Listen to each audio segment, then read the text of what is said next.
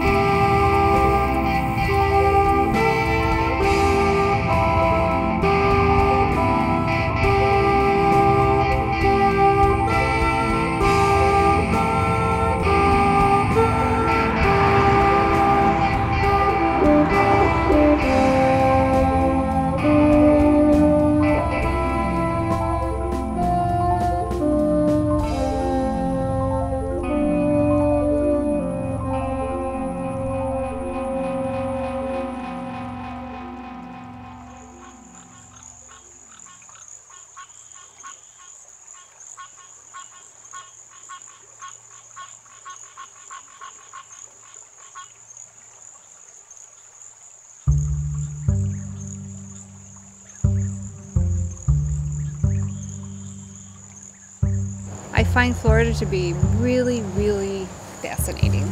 I mean, right now we're here at Rookery Bay, and just on this little boardwalk, we've seen scrub, we've seen mangrove communities, we've seen salt marsh prairies. I mean, just a little bit of everything is here.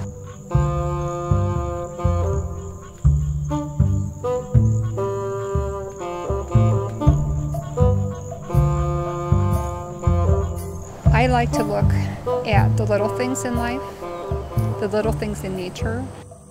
So I'm the person who says, oh, look at that interesting lichen, or there's a tiny bug in a web.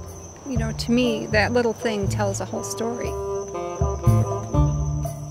In the Everglades, you have to sort of get down into it. You have to, you know, go to the water's edge. You know, you have to get up close to things. Take a branch or a tree and just sit and be a little ant and just walk along the contours of it and take the time to see that the angles and curves that are in the average tree are the same angles and curves that are in the human body.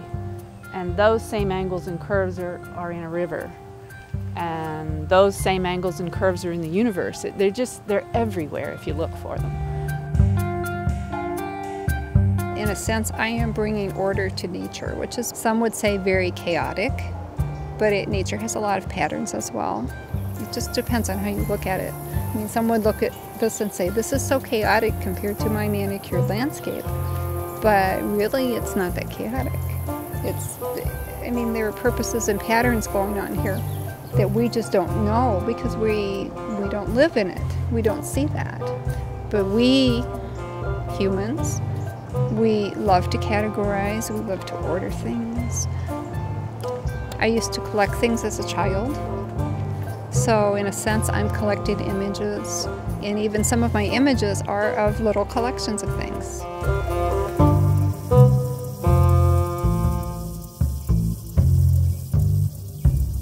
My job description is to go out and just sit and look. And so I realize it's a real privilege as an artist to have that unique amount of time to sit outside looking at nature.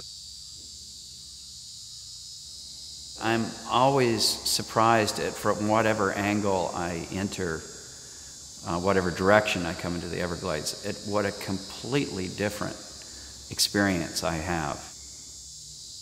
I've been following a Spanish pilot named Don Francesco Maria Celli.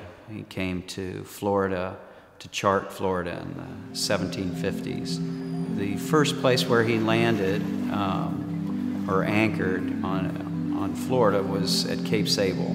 That was the first time I had been there and seen the ribbon of beautiful white beach stretching along the southernmost mainland of the United States, which I had never really seen the Everglades from that view, from the water from Florida Bay. It was exciting for me to see a whole coastline with nothing built on it, just to imagine the Florida coastline as it was, many years ago. I don't necessarily equate a white sandy beach with the Everglades, but it was very special. It was jewel-like. The art itself doesn't exist in a vacuum. It was inspired by these incredible places. It's like a lens. Often, especially with water as a metaphor, what we see often is not the actual thing, but it's what the lens permits us to see. And painting is another lens. You see in art, in poetry and writing, it's through this lens of culture that maybe you see something in a way that you didn't understand before.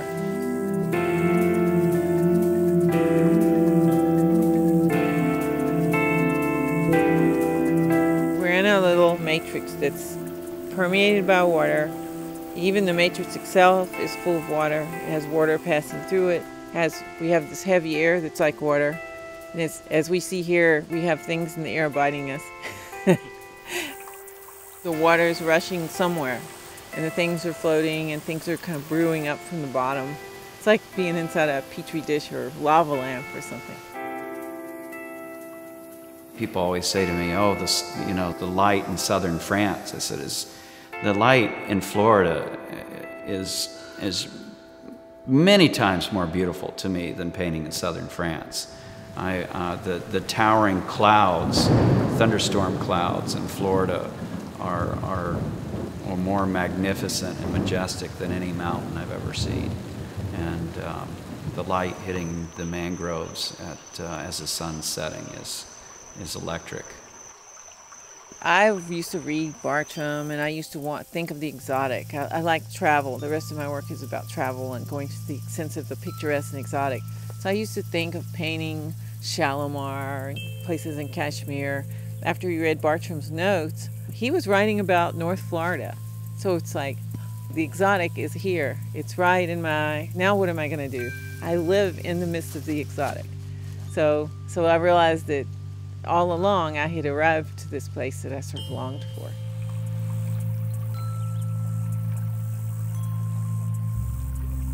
The one thing that's left in the museums after all the people are gone is their artwork.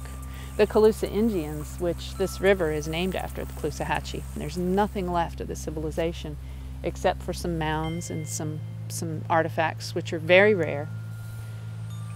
And those artifacts are mostly art.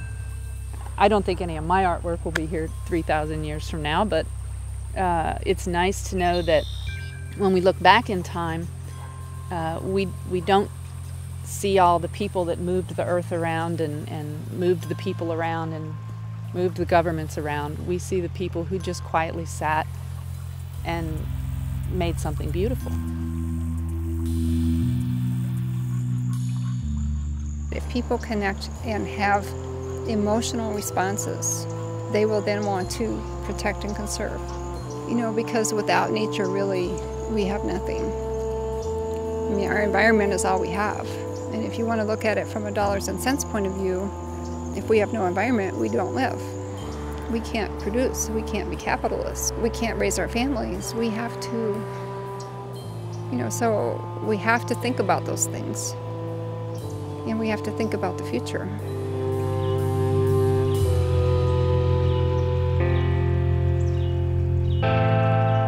If someone feels the same excitement I do and just love of the landscape, and if they can share this feeling, this feeling of immersion, then they naturally will want to learn more, and they will naturally just shy away from things once they learn that would threaten this landscape. It's like a friend. You wouldn't want anything to happen to this friend, but you have to become a friend first.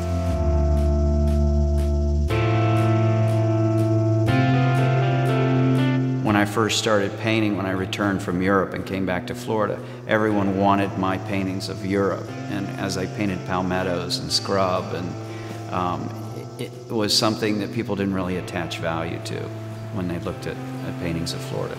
Now, people, they want my Florida paintings. And to me, I can see that as a positive symbol that Florida is losing its self-esteem problem of thinking that beautiful places are somewhere else, that we're starting to look at ourselves and realize that this is really a beautiful place to protect. And if art can be a part of that, that would be wonderful.